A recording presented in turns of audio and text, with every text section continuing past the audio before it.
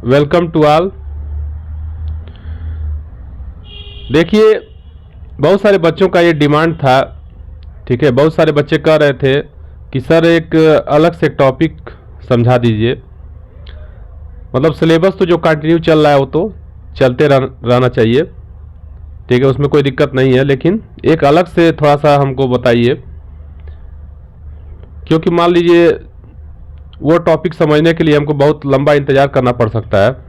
वो भी हालांकि टॉपिक आएगा इसमें, तो मैंने कहा चलिए ठीक है, इसको हम एक अलग से वीडियो के माध्यम से समझाते हैं।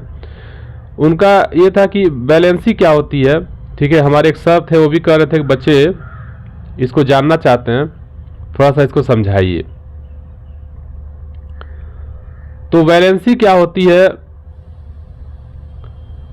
इसको आज हम देखेंगे। तो हमारा टॉपिक क्या है, वैलेंसी। ठीक है, वैलेंसी क्या होती है यही हमको समझना है।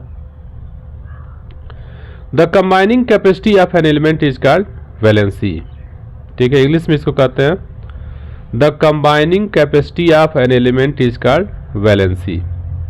यानी किसी भी तत्व के संयोग करने की क्षमता को क्या कहते हैं, संयोजकता कहते हैं। ठीक है, इसको हिंदी में क्या कहते हैं, संयोजकता। ठीक है, संयोजकता।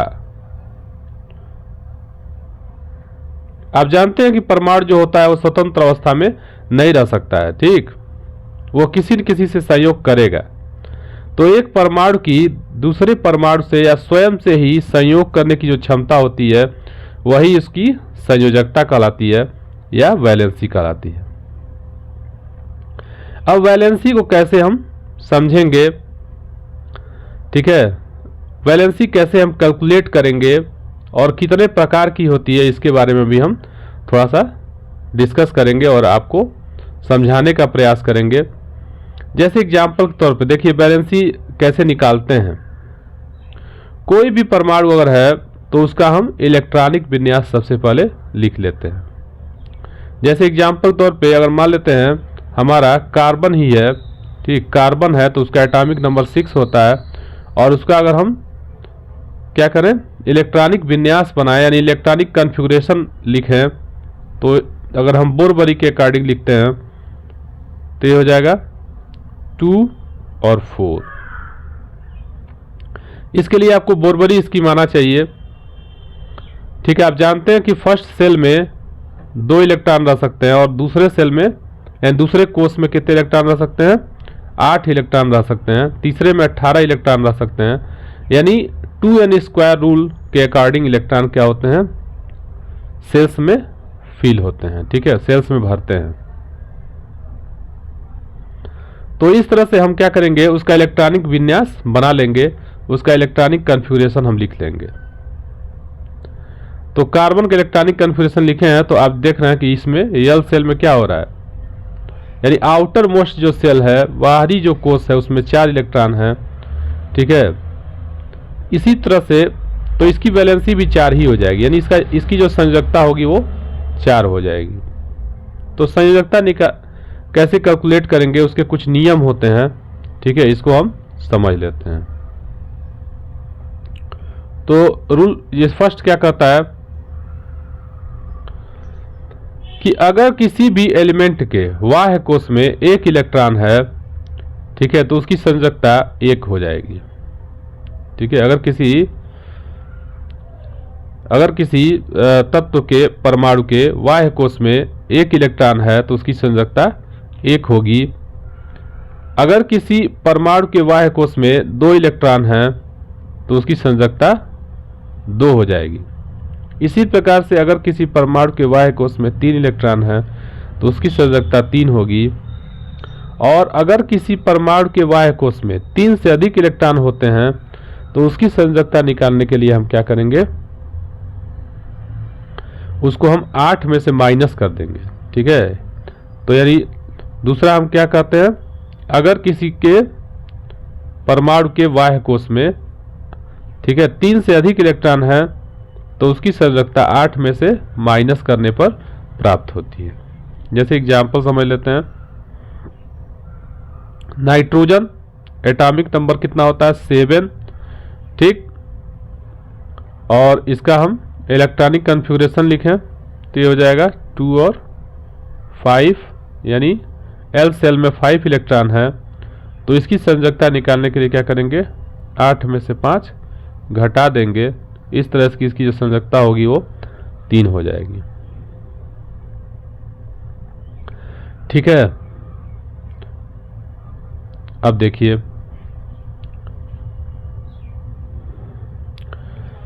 संयोजकता को हम दो तरह से क्लासिफाई कर सकते हैं। एक होता है पहला जो इसका पार्ट है, या पहला फर्स्ट टाइप जो है वो क्या है, इलेक्ट्रोवैलेंसी।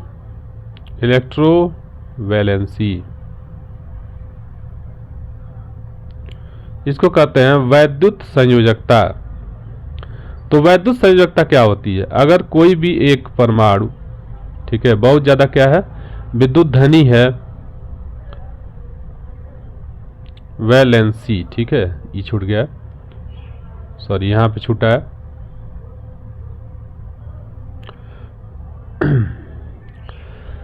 तो अगर कोई भी परमाणु क्या है, बहुत ज्यादा विद्युत धनी है, ठीक है, इलेक्ट्रोपॉजिटिव है, और वह एक इलेक्ट्रॉन त्याग कर सकता है या 2 इलेक्ट्रॉन त्याग कर सकता है, ठीक है, यानी जो उस पर चार्ज होता है, जैसे मान लीजिए सोडियम है, 1 इलेक्ट्रॉन त्याग कर सकता है और सोडियम आयन बनाता है, तो इसकी इलेक्ट्रोवैलेंसी भी +1 हो जाएगी, ठीक। हालांकि वैलेंसी को हम साइन के साथ रिप्रेजेंट नहीं करते हैं, लेकिन फिर भी इलेक्ट्रोवैलेंसी जब हम बताएंगे तो यहाँ बताएंगे कि इसकी वैलेंसी 1 है, ठीक है, क्योंकि ये +1 चार्ज कंटेन किया है।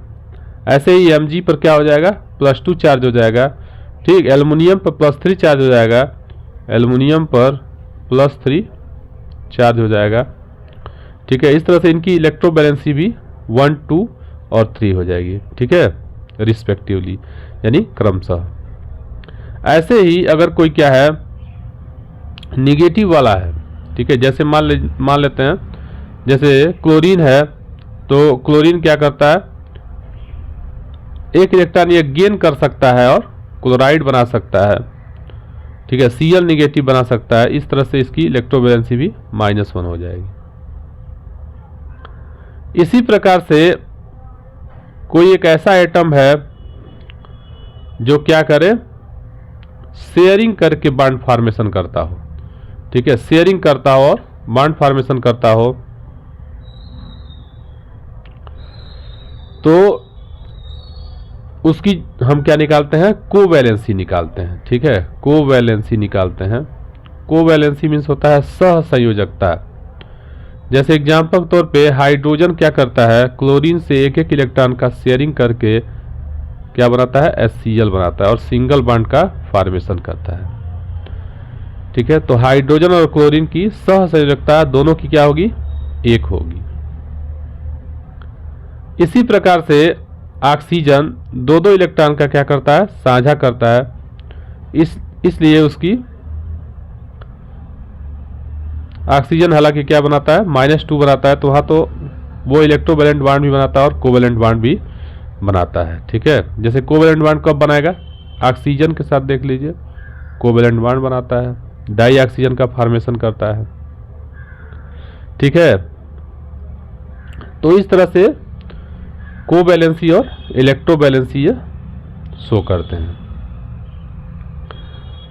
अब देखिए कुछ ऐसे एलिमेंट होते हैं, ये भी बताना यहाँ जरूरी है, कुछ ऐसे एलिमेंट होते हैं जो एक से अधिक संयोजकता प्रदर्शित करते हैं, ठीक है, तो उसको कहते हैं वेरिएबल कोवैलेंसी।